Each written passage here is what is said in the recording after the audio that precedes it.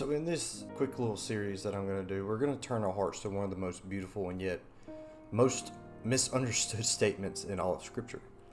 Words that fell from the lips of Jesus himself during the Sermon on the Mount.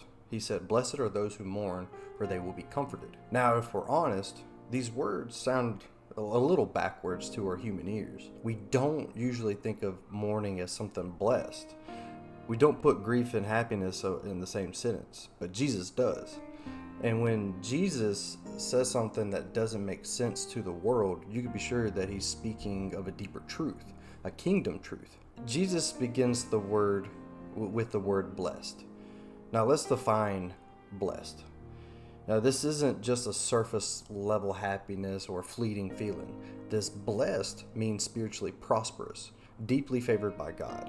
A happiness that flows from being in the right relationship with Him. It's the kind of joy that exists even in the middle of tears. Now, who are those who mourn? Well, those who mourn in the original language, and this mourning is not just mild sadness, it's a deep sorrow, grief from depths of the soul. And Jesus is speaking of people who mourn over more than just personal loss, though that's certainly included. But he's talking about those who feel the weight of the brokenness of this world. Those who see injustice and long for God to make things right. Those who mourn over the sin in the world. And yes, even their own sin that's in their hearts.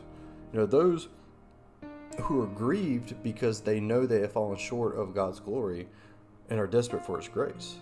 This is not a shallow sadness. It's a mourning that drives you toward God, not away from Him.